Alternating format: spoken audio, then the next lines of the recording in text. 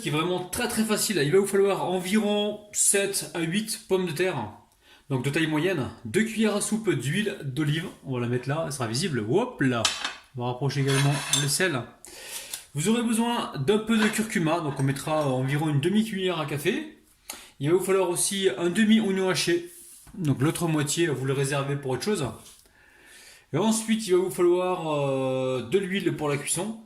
Et il va vous falloir aussi de l'ail si vous aimez ça, donc prenez-en. Après ça, vous épluchez les pommes de terre. Donc je vais encore me répéter, la pomme de terre, elle est à moitié cuite. Hein. Faut pas qu'elle soit cuite complètement. On a besoin qu'elle soit ferme. Je me répète, je sais, pour pouvoir donc la râper sans problème. Donc là, la pomme de terre, elle est dure. Hein. Allez, on va pouvoir râper les pommes de terre à moitié cuites. Alors cette étape va nous permettre justement d'avoir une galette qui ne va pas absorber trop de gras. Et en plus, on va gagner du temps au niveau de la cuisson. Donc n'hésitez pas à le faire et organisez-vous chez vous. Essayez de ne pas tout faire le jour même. Si vous avez du temps, vous cuisez à moitié vos pommes de terre. Elles vont refroidir tranquillement et ensuite vous enchaînez sur la recette. Essayez de faire comme ça en plusieurs étapes. Le temps, je sais pas moi, le temps que vous fassiez les devoirs avec les enfants ou je sais pas, ou consultez vos mails. Eh bien, pendant que vous consultez vos mails, vous mettez les pommes de terre à cuire à moitié, vous les laissez refroidir. Et ensuite, vous enchaînez sur la recette. Moi, je fais comme ça pour mes vidéos aussi. Hein. Les pommes de terre, je les cuis avant et puis comme ça, je suis toujours en avance.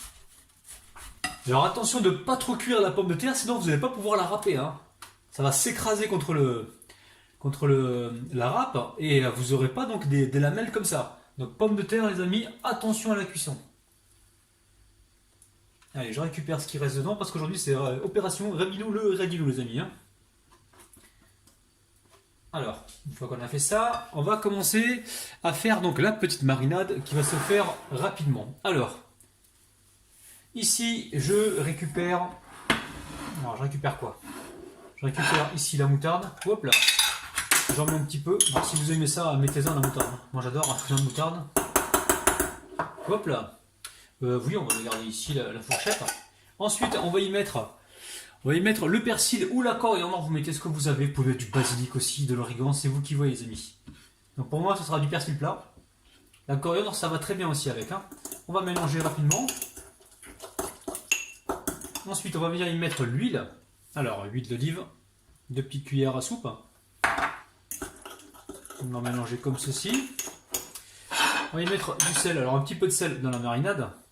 Et un petit peu de sel aussi dans les pommes de terre râpées. On va les mettre là. Hop là. Tout le monde voit bien. C'est parfait. Alors un petit peu par là aussi. Comme ça, pas de jaloux, hein, tout le monde en a. Allez, je continue de mélanger ça.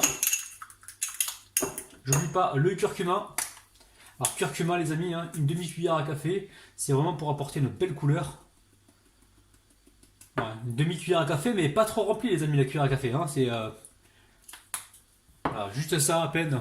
Ça fait un peu moins qu'une demi-cuillère à café. Hein. On mélange comme il faut. On va y mettre du poivre directement avec des pommes de terre et on en met aussi dans la petite marinade.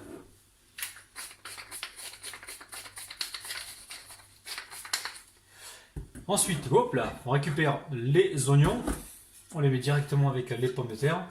Vous allez voir, c'est une recette qui est super facile, mais super délicieuse, les amis. Vous allez franchement vous régaler. Je mets la fourchette ici, je récupère ma maryse et je retire donc toute la marinade. Alors, une fois que c'est fait, je m'assure que je n'ai oublié aucun ingrédient. Non, tout est dedans. On va pouvoir mélanger comme ceci. Alors on risque en mélangeant comme ça d'écraser un petit peu la pomme de terre, mais c'est pas gênant.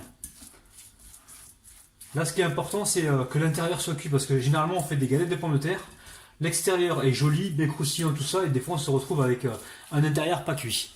Et aujourd'hui je voulais éviter ça en vous montrant justement cette astuce. Oh là là, Ramilou. Allez. Alors ensuite vous récupérez une poêle, vous mettez de l'huile de friture, donc pas trop hein. Et vous mettez vos cercles. Alors là maintenant, on récupère nos galettes de pommes de terre et on va venir en mettre à l'intérieur. Alors attention aux éclaboussures. Là on aplatit comme il faut, comme ceci. Alors attention au niveau de la cuisson, ça va très vite. Hein. Surtout la première qu'on a mis tout à l'heure à cuire. Donc celle-ci, on va la retourner. Alors idéalement, ce serait bien de prendre hop, là, un deuxième ustensile. Hop, on va se dépêcher. Hop là. Alors je ne l'ai pas dit, mais pensez à huiler l'intérieur des cercles, les amis. Hein. Je ne l'ai pas fait moi. Hop là. On va retourner celui-ci aussi.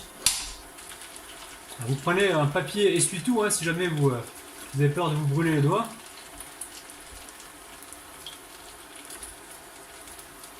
Alors si vous avez un ustensile comme le mien là, c'est génial ça. Hein. Hop là, on va pouvoir retirer la galette, le cercle plutôt.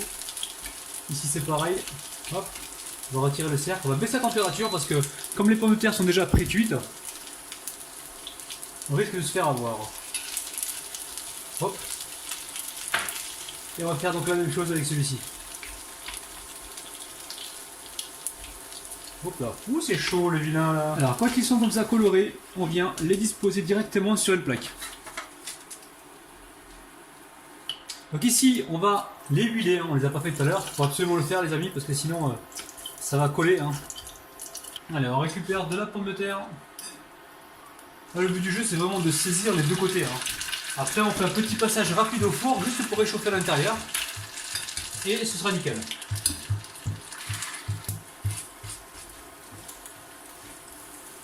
Allez, là, j'huile un petit peu la spatule. Je vais essayer de retourner donc mes petites galettes. Sans se brûler, bien sûr.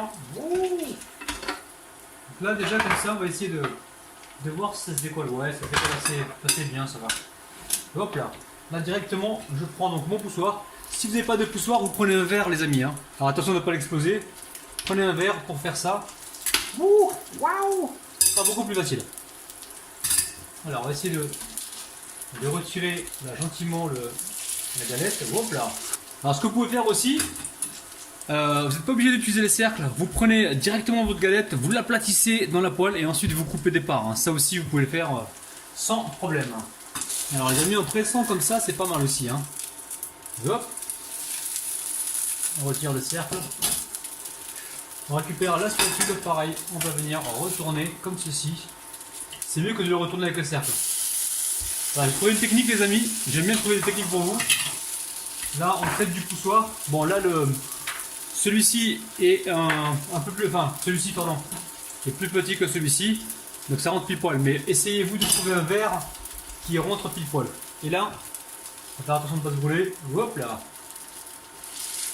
On va retirer carrément. Je vous conseille plutôt de faire comme ça les amis. Hein. Gentiment, à bien presser. Une fois que c'est fait, hop là. On vient retourner comme ceci. Voilà, j'ai trouvé une technique pour vous les amis. Essayez de faire comme ça du début à la fin. Alors maintenant, on préchauffe le four à environ 180 degrés, voire 200 degrés les amis. Et là, on les enfourne juste 10 minutes pour que l'intérieur soit bien chaud. Et pour qu'on puisse se régaler les amis, c'est un truc de malade. C'est parti. Les amis, regardez-moi un petit peu ces galettes. Elles sont formidables. Alors, elles sont passées 10 minutes au four. Maintenant, si vous voulez les faire un peu plus sèches, un peu plus croustillantes, n'hésitez pas à les passer, je sais pas, 15-20 minutes pour avoir moins d'humidité et avoir quelque chose de plus croustillant. Pour moi, c'est parfait comme ça. Donc je vais débarrasser tout ça sur une assiette et on se retrouve tout de suite pour les jeux dédicaces. Aujourd'hui, Myriam, Erwan, Gabriel, Fatih, Nanou, Amita, Flore, Joyce, l'américaine, Bibi et Nani. Les amis, oh là là là là, je sens qu'on va se régaler. Bon, qu'est-ce qu'on fait? On y va à l'arrache ou on prend une fourchette? Bon, je pense que je vais y aller comme ça, moi, à l'arrache. Directement à l'arrache. Les amis, regardez-moi ça. Du pur bonheur. C'est parti. Alors, ne me demandez pas si l'intérieur est bien cuit. C'est parfaitement cuit, les amis. C'est très très bon là, avec les oignons, le persil. C'est que du bonheur. La moutarde. Refaites cette recette, franchement, et vous allez vous faire plaisir. C'est simple et c'est super bon. Alors, comme d'habitude, si jamais vous réalisez la recette, vous allez pouvoir m'envoyer vos photos sur ma page Facebook. Vous pouvez également me taguer sur Instagram. Et surtout, ce qui est important pour moi, c'est de partager la vidéo. Vous avez un petit bouton partager juste en bas de la vidéo. Partagez cette recette avec tous vos amis.